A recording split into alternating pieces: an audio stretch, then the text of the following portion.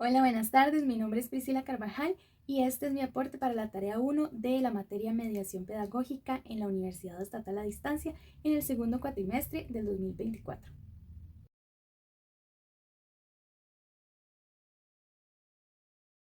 Existen muchísimas maneras de poder optimizar el aprendizaje en la primera infancia para un aprendizaje significativo a largo plazo. Sin embargo, considerando las lecturas, en primer lugar se debe tener en cuenta que en la primera infancia los niños y niñas tienen periodos muy sensibles en el funcionamiento cerebral, en la estructuración y la arquitectura del cerebro. Y por ende tenemos que aprovechar esos momentos para poder incentivarlos y colocarlos en un ambiente de aprendizaje donde ellos puedan extraer lo más posible de experiencias y de conocimiento nuevo para que pueda el cerebro crear nuevas conexiones neuronales y fortalecer las que ya tiene creadas. Por otro lado, es responsabilidad del docente también, por ejemplo,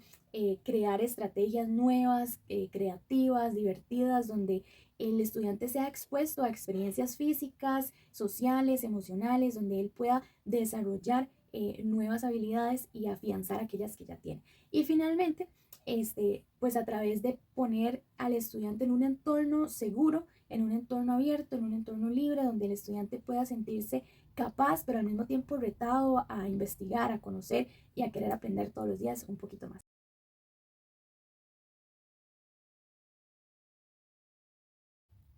La neuroplasticidad es esa capacidad que tiene el cerebro para reestructurar y reorganizar información que recibe a partir de aprendizajes, a partir de experiencias con el entorno o aún a partir de las relaciones que tiene con las personas que tiene a su alrededor. Entonces, entender que el cerebro tiene la capacidad de reestructurar información y hacer conexiones nuevas a lo largo de toda su vida me permite a mí como docente ser consciente de la gran oportunidad que tengo de poder aprovechar esos tiempos que tenemos para poder motivarlos a aprender, para poder dotarles de experiencias donde ellos sean motivados a investigar, a crear su propio aprendizaje a partir de las experiencias que tengan, sea en el centro educativo o en los tiempos que tengamos uno a uno con ellos. Ahora, esto les permite,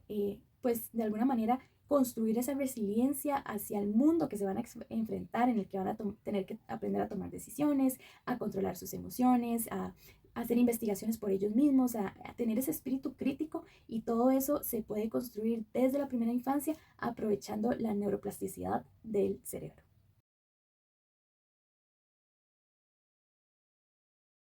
La neuroeducación se puede integrar a los entornos de aprendizaje al crear nuevas metodologías de enseñanza que estén basadas en las investigaciones científicas que se han hecho o los estudios científicos que se han hecho referente al funcionamiento del cerebro. Entonces, por ejemplo, cómo funciona el cerebro, cómo guarda información, cómo funciona la memoria, qué cuidados tenemos que tener hacia el funcionamiento saludable cerebral, cómo las emociones son una influencia o cómo son un estímulo hacia el aprendizaje. Todo esto cuando lo unimos en el proceso de creación de estrategias pedagógicas, pues nos van a dar como resultado eh, una sinergia entre la neurociencia y la educación, que es finalmente lo que queremos obtener. Sin embargo, bueno, existen algunos desafíos. Uno de los desafíos es la falta de conocimiento que tienen muchos docentes en cuanto a cómo funciona el cerebro, cuáles son esos periodos sensibles, qué podemos hacer para incentivar las conexiones neuronales. Y por otro lado, el combatir el sistema que tenemos hasta hoy en día muy mecanicista, donde el docente ha actuado de una manera protagónica en el sentido en que solo transmite información o contenido y los estudiantes memorizan eso y no se le ha permitido al estudiante ser un agente propio de su aprendizaje, donde investigue, donde ponga en práctica el pensamiento crítico, el pensamiento científico. Entonces, pues esos serían algunos de los desafíos para integrar la neuroeducación a los entornos de aprendizaje.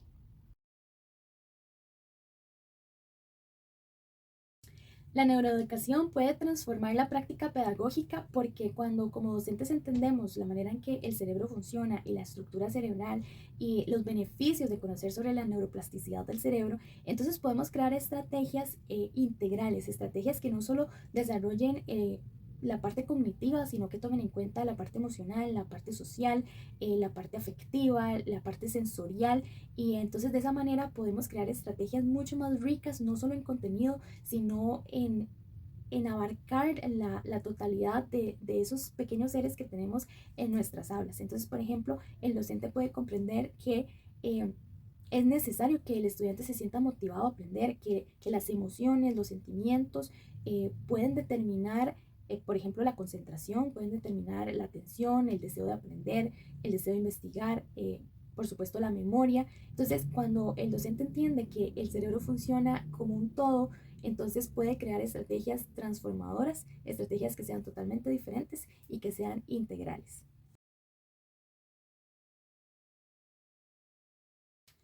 Bueno, los neuromitos son ideas incorrectas que hemos adquirido de alguna manera a lo largo del tiempo sobre la función del cerebro y por ende cuando aplicamos esa información falsa a estrategias de aprendizaje o a metodologías pedagógicas en nuestras aulas, pues obviamente vamos a tener resultados incorrectos o resultados no deseados al final de cuentas. Entonces, por ejemplo, un neuromito puede ser que los niños después de los 3 años ya no pueden aprender un nuevo lenguaje que no sea el de la lengua madre. Y esto podría perjudicar a muchísimos niños que tal vez están interesados en aprender inglés, en aprender portugués, alemán, pero si como docentes nos basamos en ese neuromito, pues eso nos va a cohibir de poder proporcionar de estrategias y de actividades y de experiencias significativas hacia los niños por tener una idea falsa sobre el funcionamiento del cerebro. Entonces es sumamente importante que como docentes podamos investigar sobre estos neuromitos y poder alejarlos lo más posible de nuestras prácticas educativas, sino que podamos investigar realmente cómo funciona el cerebro, cuáles son las verdades que podemos adquirir de las investigaciones científicas para poder aplicarlos de manera correcta.